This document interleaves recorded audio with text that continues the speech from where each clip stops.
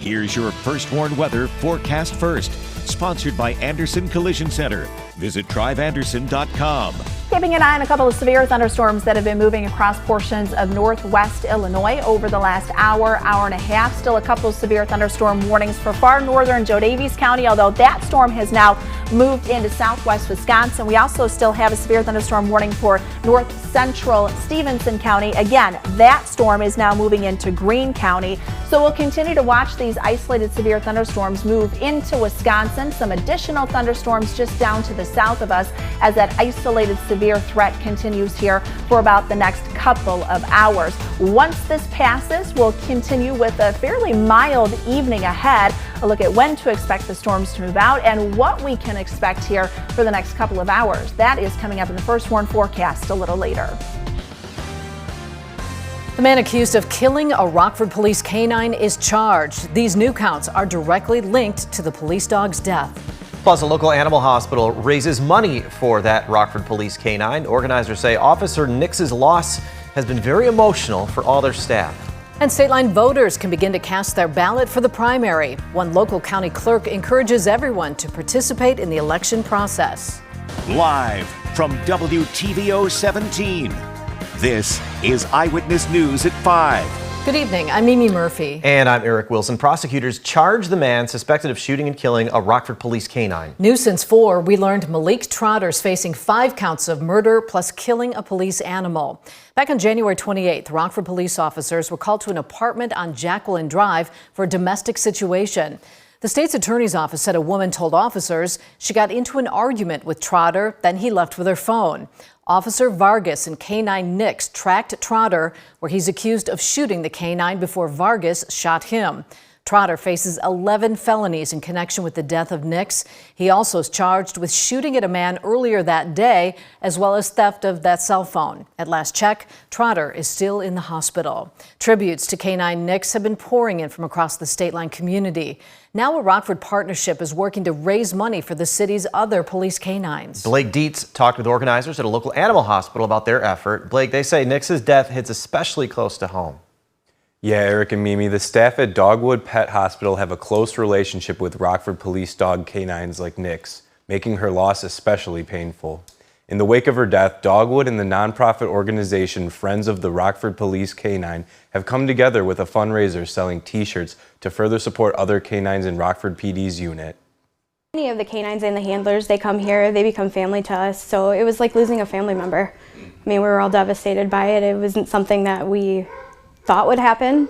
Unfortunately for it, she was the first one for Rockford too. Losing Nix was devastating to all of us, so we decided we wanted to find a way to raise money. So we chose to do the shirts. It's all online. 100% of the proceeds will go back to Friends of the Rockford Police Canine Unit. We provided the custom-fitted bulletproof vests that each of the dogs wear. K-9 Nix was actually purchased by Friends of the Rockford Police Canine Unit, as well as the vehicle that her and Officer Vargas drove around in. More information on how to support Friends of the Rockford Canine Unit can be found on our website, mystateline.com. Mimi? All right, thanks for that, Blake. The state line may see some isolated thunderstorms just before the sun sets. Well, let's check back in with Candace for the timing of these systems. Candace?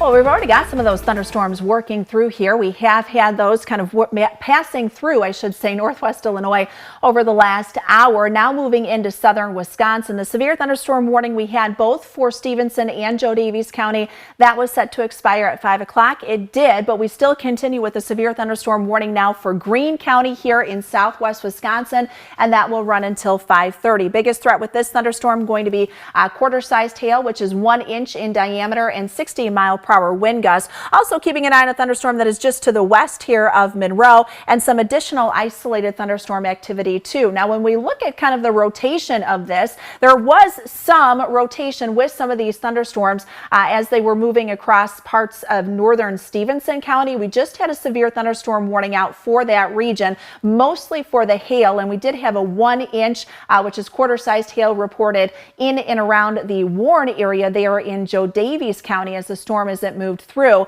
So a little bit of rotation kind of lining up with these thunderstorms kind of in the area where we have a little more moisture and kind of some favorable winds. That's why a brief isolated tornado cannot be ruled out.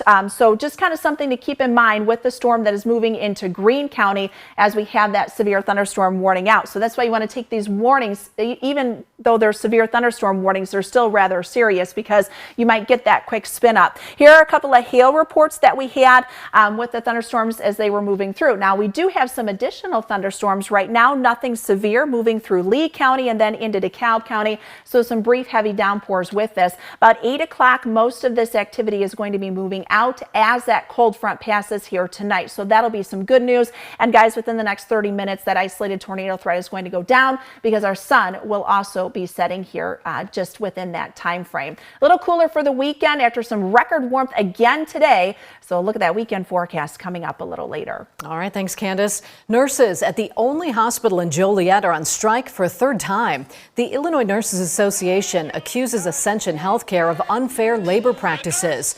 Nurses claim uncompetitive wages and inadequate staffing are causing more healthcare workers to quit. They say the hospital now wants them to handle specialties outside of their area of expertise. And then just through the thing of people leaving and not being replaced, equipment becoming faulty and old. I am thankful I don't have any grandchildren going to be delivered here anymore in my unit. If they wanted to negotiate, we could get this deal done in a day. There's a few minor structural things. They want to freeze wages for nurses at 20 years and above. That's unacceptable. The hospital says the union has not made a counter offer after it rejected their latest proposal. The strike's scheduled to continue tomorrow. U.S. senators on both sides of the aisle questioned several major pharmaceutical companies' CEOs about rising drug prices. During a Senate hearing, Johnson & Johnson, Merck, and Bristol-Myers Squibb testified about why the companies charge substantially higher prices. Lawmakers agree on the push to cut drug prices. According to a federal report, prices in the U.S. are 2.5 times as high as other high-income nations. The Supreme Court hears arguments to remove former President Donald Trump from the 2024 ballot. Several states, including Maine and Colorado, have tried to prevent Trump from staying on the ballot. Lawyers citing Trump's alleged attempts to undo the results of the 2020 election, which led to the riot on the Capitol on January 6th. As the reason he should be removed, Trump's attorneys have argued the leading GOP candidate did not incite the riot. We need to head back over to the Weather Center for an update from Candace on some of these storms that are moving through our area. Candace? Yeah, you know, we just had that update come out, and I said we were kind of watching some rotation with some of the thunderstorms. We actually do now have a tornado warning that has been issued for Greene County in south central Wisconsin. So this is with the thunderstorm that is just to the south here of Monroe. This thunderstorm is moving to the northeast at 40 miles per hour. This is radar indicated rotation, but what I will say is it does have a pretty decent radar signature on it as far as rotation. So a new tornado warning has been issued for Greene County. Again, this is in south central Wisconsin, and this will run until 5:30 here this evening. The storm is moving to the northeast at about 40 miles per hour. So if we put a storm track on this, this is moving away from the immediate area, but still folks who are in Monroe up near Broadhead, you want to make sure that you are seeking shelter with this thunderstorm. This could easily produce a very brief tornado. Nothing that would be long-lived, but something that we really need to keep an eye on as the storm is located near Monroe and moving to the northeast now at about 40 miles per hour. Let's look at our velocity real fast here because I do want to kind of get an idea of what we're looking at with this thunderstorm in terms of the rotation. And you can see that rotation that is taking place here just to the west and northwest of Twin Grove. So this is south of Monroe. You've got 69 here in Greene County where we've got the blue and the green showing up. This is where we're seeing that rotation. So this may very well be in very open areas, and it could be a very brief spin up tornado, but nonetheless, as this kind of moves here just to the south of Monroe. So anybody in Monroe, or if you know anyone in Monroe, you want to make sure that they are seeking shelter. Lowest level of your home, basement. If you don't have a basement, again, it's the lowest level of your home. Interior interior room away from windows until this storm passes. This is moving fairly quickly, as I mentioned, to the northeast, so it's not really going to give you a lot of time to really react with this storm. The good news with this, I will say, the rotation isn't necessarily tight with it, but still it's there, and that's where we could get that brief spin-up tornado. So once again, we do have a tornado warning that has been issued here for Greene County, and this will run until 5:30. And we also do have another warning that looks like it was issued too, just to the northwest of Monroe. So a lot of that activity there moving into south central Wisconsin. We've got some additional thunderstorms we're also keeping an eye on here, moving just to the south of us. So we'll continue to watch that. But right now, guys, that main threat for thunderstorms in southern Wisconsin. Eric and Mimi. All right, thanks, Candace, and we'll be back right after this. This week's deadly hit and run on Auburn Street in Rockford brings attention to that stretch of road. There have been several similar emergencies over the last few years. Andrea Baroni spoke with one of the aldermen who serves that area. Andrea, he says a revitalization project already in the works could make Auburn Street safer. Yeah, Eric, Mimi, the city plans to spend a portion of their $32 million surplus toward reconstructing Auburn Street, which one alderman says will save taxpayers money and make the street safer. Really, it's an overall entire facelift. It's not just, doing these little tiny things. More than $13 million will be put towards revitalizing Auburn Street. It's the 3.5-mile stretch from Veterans Memorial Circle to Springfield Avenue. Half of that budget will be used to replace the nearly 100-year-old water main system. That water main has had multiple breaks in it over the past years. It's cost taxpayers hundreds of thousands of dollars in cost of replacing it and emergency costs. Alderman Bill Rose says this will help local businesses with flooding issues and could attract others to the area. When we talk about business development in our community, having the right infrastructure, having the proper water amenities for those businesses can sometimes be the difference for a business to come. But it's not just about new developments. This is designed to improve safety. Concerns by residents is the curb. There sometimes is no curb at all to keep pedestrians separate from the roadway. And so the hope is that this plan will address those needs and some of the other various needs around safety, driving safety, bike safety, and pedestrian safety. Rose says that could include more consistent sidewalks, bike lanes, and beautification of the area. We want people to drive down Auburn and say, wow, this looks great. And I think that's something when people see this done, they're just going to be more proud of who we are and where we're going as a community. Alderman Rose says these renovations could start as soon as fall of this year. Coming up at 6, we'll hear more about the woman killed earlier this week. Eric, Mimi. Thanks, Drea. Severe weather is moving through parts of the state line. After the break, Candace tells us if we'll see more storms through the evening.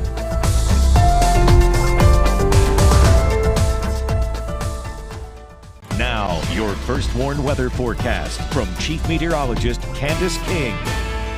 Well, we've had some pretty active weather develop here over the last couple of hours. While nothing across northern Illinois for the immediate time frame, we do still have a couple tornado warnings and severe thunderstorm warning for Greene County. Now, these storms did initially form in parts of Joe Daviess County, Stevenson County. They did exhibit some signs of rotation. So I'll be honest with you, I would not be surprised if maybe just north of Lena, there wasn't a very, very quick spin-up tornado before we really started to see that rotation begin to kind of tighten up to allow these tornado warnings to be issued. Now, there are two separate tornado warnings that remain in effect for Greene County until 5:30. The one storm moving just to the northeast here of Monroe, west of Broadhead. Another thunderstorm now just moving over Monroe. This one actually had some pretty decent rotation with it as well. These storms are moving to the northeast at about 40 miles per hour. So they have had some fairly quick movement with them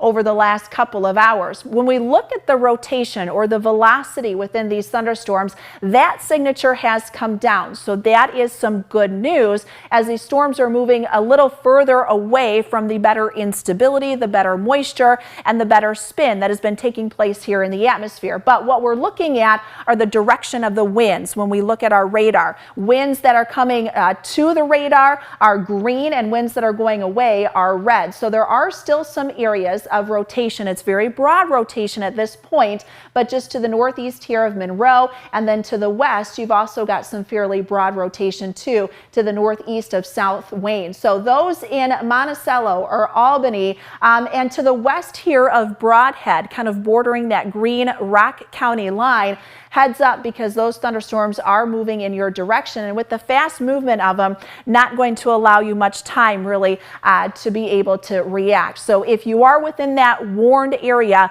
you want to make sure that you are seeking shelter. Basement of your home, if you don't have a basement, it's the lowest level. Interior room, bathroom, closet, something that does not have any windows. This is not anything that will be and produce any long tracked tornadoes because our atmosphere does not support that, but these brief spin-up tornadoes are very well possible. So far, we've had some hail reports, even some quarter-sized hail, which is 1 inch in diameter, in and around the Warren area, just near Apple River, with the thunderstorms as they moved through Joe Daviess County, and then in Carroll County too, did receive a report of some hail with some of those thunderstorms as they work through. We do have some additional thunderstorms now just north of Rochelle, south of Rockford. You've got one cell popping up just west of New Milford. I think the severe threat for anything developing to the south of us is going to stay on the lower end. We're kind of losing one, our heating that we had over the last couple of hours since we had sunshine come out following the cloud cover from earlier today. We're getting closer to sunset tonight, so over the next hour our atmosphere begins to stabilize a little more. So with that, our severe threat, I do believe within the next hour or two, going to be going down fairly significantly. But again, we still do have those 2 tornado warnings in southern Wisconsin, mostly for Greene County. We did have a tornado warning for a storm south of the area, and still some additional isolated severe thunderstorms. These are moving to the northeast. We'll keep an eye on any thunderstorms that fire up here within the next hour because again, we could see some wind and even some hail potential with that as the storms move to the northeast. We still do have that marginal risk for severe weather. Again, it's a lower end risk. Isolated, we've already got those isolated thunderstorms out there. But after about 8, 9 o'clock tonight, that storm threat will continue to go away here for us this evening. Keeping an eye on some of the thunderstorms as they work through 8, 9 o'clock. Most of this is moving out of here, and then we'll hold on to a partly cloudy sky as we go through the remainder of this evening. Temperatures are also going to stay rather mild. We broke a record high temperature for today. Previous record was 58.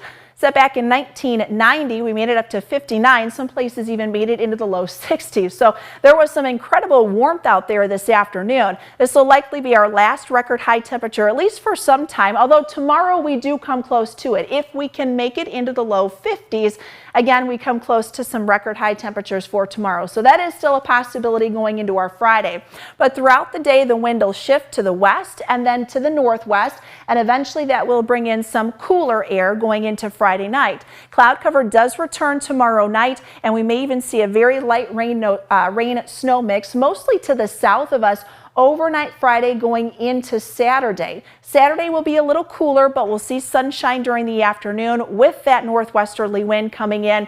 Things will dry out as high pressure continues to work in, but temperatures will stay in those upper 30s and lower 40s. We're at 58 now in Rockford, Freeport 59 in Sterling, 55 in Rochelle. Wanted to show you our dew point temperature. So we've been able to inch up close to that 50-degree mark, which is kind of key in order to get some of that severe weather to form. So notice Monroe, you've got a 52-degree dew point. Dixon, Sterling, 50-degree dew point. So we'll continue to kind of watch these numbers, but again, once we get closer to sunset, those numbers will go down and that severe threat will go down as well. We've had some pretty strong winds over the last several hours. In fact, our winds have been gusting 40 to 45 miles per hour. And you can see that warmth being drawn up from the southwest ahead of that low pressure system out to the northwest over the upper Midwest. Lots of lightning showing up here too on our SkyTrack camera just to the north of us. This is with the thunderstorm and the severe warned storm that right now is moving across Monroe, or in Greene County, I should say, and actually is moving across Monroe. So you can see a lot of lightning associated with that thunderstorm. So we were able, with those 50-degree dew point temperatures, able to get those storms to become a little more surface-based, which it was on the isolated end. 51 for tomorrow. We're 39 going into the weekend. We've got some 40s too coming up here once we head into early next week. Guys, things will start to dry out. We may see a little more winter weather kind of return, or at least some signs of it, towards the end of next week. But again, that isolated severe threat still going to be with us for at least the next couple of hours. Right now, we just have the tornado warning for 2 tornado warnings for Greene County until 5:30 here this evening. It's been a while since we've had such an active weather day. Absolutely. Thanks, Candace. We'll be back right after this.